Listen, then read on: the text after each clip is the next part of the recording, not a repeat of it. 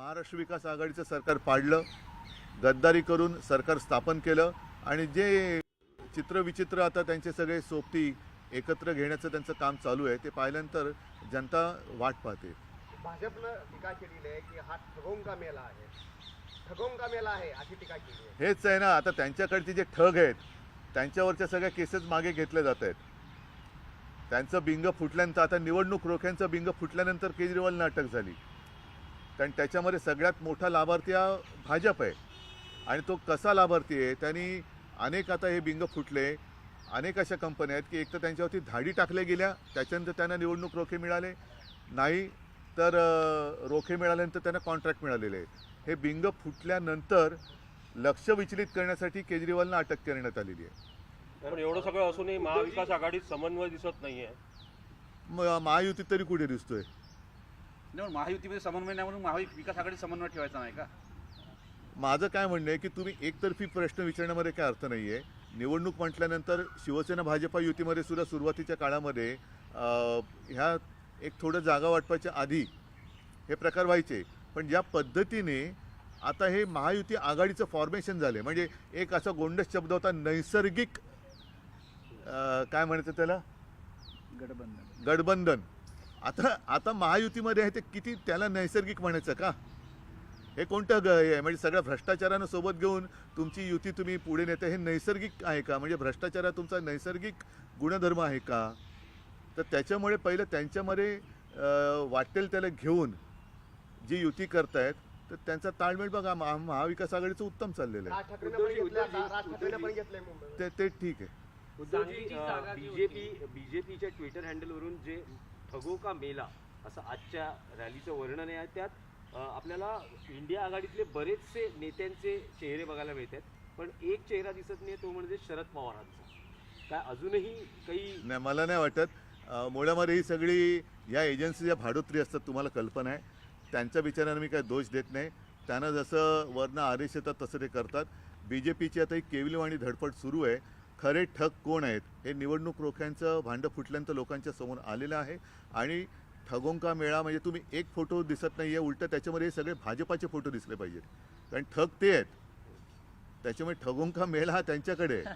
आणि राष्ट्रवादी काँग्रेसमधले सगळे मुख्य ठग मग हे त्यांच्याकडे गेल्यामुळे त्यांचा पक्ष आता मोकळा झाला. अजित पवार हे ठग होते, हसन मुश्रीफ ठग होते, प्रफुल्ल पटेल ठग होते.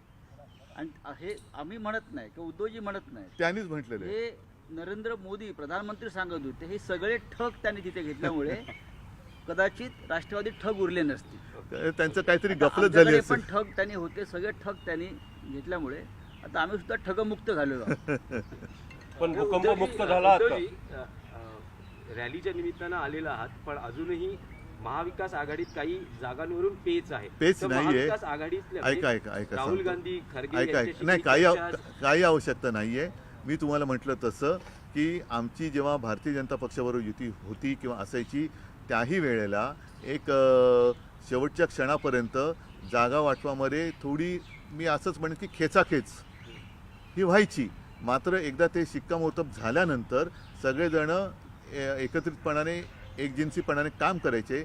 महाविकास आघाडीमध्ये सुद्धा आमची बोलणी 2-3 महिने झाल्यानंतर हे सगळं झालेलं आहे. त्यांनी पण आता ते समजून घेतल्यासारखं आहे आणि जिंकायच्या ईर्षेने आम्ही लढतो आहोत. फडणवीसांनी एक आवाहन केलं आहे. नीटवरती जागा वाटपाचं तुम्ही सातत्याने सांगत होता, राऊत साहेब पण सांगायचे, मात्र सांगलीमध्ये तुमचा एकही आमदार नाही, संघटन नाही, अशा परिस्थितीमध्ये तुम्ही आता मला असं आहे की या विषयावर मी आता काही बोलणार नाही, कारण काय आहे की ते आम्ही स्थानिक पातळीवरती बोललेलो आहोत आणि मला वाटतं तुमचे स्थानिक पातळीवरती सुद्धा प्रतिनिधी आहेत, त्यांच्याकडनं आलेल्या बातम्या तुमच्याकडे आलेल्या असतील. तर आता मला त्या ह्याच्यामध्ये जायचं नाही, कारण तो विषय झालाय, संपलाय आता. सर, देवेंद्र फडणवीसांनी सूचना केली आहे की मी राहुल गांधीसाठी संपूर्ण थिएटर बुक करतो, त्यांनी वीर सावरकर पाहावा. मी देवेंद्र फडणवीसांचं पूर्ण जाण्या येण्याचा खर्च करतो, हॉटेलचा खर्च करतो. त्यांनी मणिपूरमध्ये जाऊन यावं आणि लडाखमध्ये जाऊन यावं. मी खर्च करायला तयार आहे. देवेंद्र फडणवीसांनी लडाखमध्ये जावं, त्याच्यानंतर दार्जिलिंगमध्ये तो नीरज झिंबा म्हणून आहे, त्यांना दिलेली वचनं कशी मोडली त्यांना जाऊन भेटावं. अरुणाचलमध्ये जाऊन यावं. देवेंद्र फडणवीसांचा जाण्या येण्याचा राहण्याचा खर्च मी करायला तयार आहे. आणि काश्मीरी पंडितांना त्यांनी भेटावं आणि पाहिजे तर त्यांच्या आता बरेचसे, कारण आता काय ते बॉयकॉट बॉलिवूडवाले आता बॉलिवूडच्या नादी लागलेत. त्याच्यामुळे एखादा प्रोड्युसर घेऊन त्यांनी मणिपूर फाईल्स हा पिक्चर काढावा. चले हिंदी बारामती सुप्रिया सुळे आणि अरे ठीक आहे चलो. हिंदी हिंदी एक मराठीत जागावाटपावर यापुढे कुठलीही चर्चा नाही. चर्चा होणार आहे, ती आता 2029ला होईल. सर हिंदी में कर लेते हैं। सर हिंदी में कर लीजिए. थांबा जरा हिंदी में कर लीजिए. रामलीला मैदान में इंडिया गठबंधन की रैली हो रही है और जिस वक्त रैली हो रही है उससे पहले बीजेपी ने एक प्रेस कॉन्फ्रेंस की है. उन्होंने कहा है कि ये लोकतंत्र बचाओ रैली नहीं है, परिवारवाद बचाओ रैली है. आपका क्या कहना है? देखो, परिवार का मतलब ही वो नहीं समझे. परिवार जैसे सिर्फ मेरा परिवार करके कुछ होता नहीं. परिवार की जिम्मेदारी लेने की बात होती है. परिवार की जिम्मेदारी लो. मेरा परिवार, जैसे मैंने कहा, मैं जब मुख्यमंत्री था और उस वक्त काम करते हुए कोरोना की आपत्ति आई थी, तो मैंने एक संकल्पना दी थी, मेरा परिवार मेरी जिम्मेदारी. तो सिर्फ मेरा परिवार. अरे आपके परिवार में सिर्फ कुर्सी और आप है. तो परिवारवाद, अभी उनके पास कोई मुद्दे नहीं रहे. उनका जो एक नकाब था वो फट गया है. और इलेक्ट्रल बॉन्ड जब से खुल गया राज उनका, तो देश में सबसे भ्रष्ट पार्टी, भ्रष्ट जनता पार्टी यानी कि बीजेपी, उनका ये नया चेहरा, जो असली चेहरा है, वो जनता के सामने आया है. सर बीजेपी ने ट्वीट किया कि वहाँ पे जो रामलीला मैदान में रैली होगी वहाँ पे ठगों का जमावड़ा है. तो मैंने अभी कहा ना, ये तो भ्रष्टों का पार्टी, भ्रष्ट जनता पार्टी. सारे जितने भ्रष्ट है वो साथ ले रहे हैं, तो इनसे क्या उम्मीद की जा सकती है. बीजेपी का कहना है कि अरविंद केजरीवाल के एक समय में गुरु अन्ना हजारे थे. अरविंद केजरीवाल के गुरु एक समय में अन्ना हजारे थे इसी रामलीला मैदान के अंदर. और इसी रामलीला मैदान में अब जो उनके गुरु हैं वो लालू यादव हैं. आपको वो कह रहे हैं कि जितने करप्ट लोग हैं, जितने करप्ट नेता हैं, वो सब एक मंच पे आज एकत्रित हो रहे हैं. तो बीजेपी के पास क्या है. बीजेपी ने जिनके ऊपर आरोप लगाए थे, कल परसों ही सीबीआई ने फाइल क्लोज किया. प्रफुल्ल पटेल, आरोप किसने लगाए थे. 70,000 करोड़ का सिंचन घोटाला, आरोप किसने लगाया था. आदर्श का घोटाला, आरोप किसने लगाया था. शरद रेड्डी, आरोप किसने लगाया था. और अभी कर्नाटका में वो गए माइन वाले ना, जनार्दन रेड्डी, आरोप किसने लगाए थे. नवीन जिंदाल के ऊपर आरोप किसने लगाए थे. तो सब ये मैं कहता हूँ कि भ्रष्ट जनता पार्टी है. तो जनता जो है, भारत की जनता, वो अलग है. और ये जो है भ्रष्ट जनता, और सब परिवारवाद जो कहते हैं, तो इनको भ्रष्ट परिवार जो है वो चलता है. सर तो परिवार के बाद, अगर परिवारवाद की अगर बात करें, तो आप देखो ना, जितने सारे परिवार हैं वो सारे के सारे भ्रष्ट हैं, उनके पास चले गए. तो पूरा का पूरा भ्रष्ट परिवार हो गया है Janata Party Bharat. How do you see this BJP trying to bring all small parties like वो राज ठाकरे की, क्या मतलब. डूबने वाले को तिनके का सहारा एक कहावत है. तिनका इकट्ठा करके कोशिश करें तैरने की. अदरवाइज उन्होंने तो प्रैक्टिस की है समुद्र के तल के नीचे जाकर कैसा है देखने की. सर इंडिया की भी रैली है सर मेरठ में. अरे दिल्ली में प्रणिती शिंदे से नौकर थांबा ना जरा, एक मिक्स करू नका ना. सर इंडिया की रैली है मेरठ में. वहाँ से जो रामायण के किरदार निभाए थे राम का, अरुण गोविल जी वहाँ से उम्मीदवार हैं. दिल्ली मध्ये बोलतो. पीएम मोदी उनके लिए प्रचार करेंगे मेरठ से. दिल्ली मध्ये राष्ट्रीय राजकारणावरती बोला. मतलब उनको अभी उनके पास कोई नेता नहीं रहे, कोई कार्यकर्ता नहीं रहे.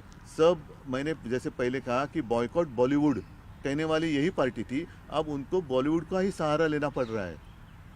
ये एक बदकिस्मती है उस पार्टी की. मुझे दुख है, क्योंकि वो जो भारतीय जनता पार्टी थी अटल जी के समय की, वो एक विचारों की राह पर चलती थी. एक राह थी उनकी, कुछ सोच थी. तो अब वो सोच नहीं रही. जितने भी करप्ट लोग हैं उनको ले लो. जैसे मैंने अभी कहा कि वो जनार्दन रेड्डी, या अभी शायद मैं नाम गलत ले सकता हूँ, लेकिन इतना मुझे ये नहीं है और ध्यान में रखने लायक भी नहीं है वो नाम. सारे भ्रष्ट लोगों को साथ में लेकर, जिनको भ्रष्ट इन्होंने कहा था, भ्रष्ट तो इन्होंने ही कहा था, तो वो सारे लोग उनके मंच पे है. साहेब तुम्ही बाहेर कुठे सभा घ्यायला जाणार आहात इंडियाच्या प्रचारासाठी, महाराष्ट्राच्या बाहेर. बघू, अजून तशी काय हे झालेली नाही चर्चा, पण आवश्यकता असली तर जाईन. पण मला नाही वाटत, सगळे नेते मजबूत आहेत प्रत्येक प्रदेशात. एकदम प्रचाराचा कोपा कधीपासून seat sharing has all seats have been finalised. कुछ रिपोर्ट्स आ रही थी कि कुछ मुंबई की सीट्स पे शिवसेना कांग्रेस में कुछ नहीं है.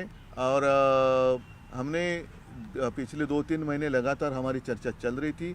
और अभी मैंने जैसे कहा कि एक आखिरी पल तक कोशिश की जाती है हर पार्टी से और स्वाभाविक है, हर सबको लगता है कि मेरी पार्टी आगे बढ़नी चाहिए, वो मानता हूँ। लेकिन जब चुनाव जीतने की संभावना अगर हम सोचते हैं तो उस वक्त वो निर्णय लेना पड़ता है, और इसलिए हमने सोच समझकर हमने उम्मीदवार की लिस्ट डिक्लेयर की है, और जो 2-5 है वो आने वाले 1-2 दिन में डिक्लेयर करेंगे। कल प्रफुल्ल पटेल जी को क्लीन चिट दी गई, उनके ऊपर काफी सारे घोटाले के आरोप थे। तो जो जिन्होंने आरोप लगाए थे उन्होंने प्रफुल्ल पटेल की माफ़ी मांगनी चाहिए। और मनमोहन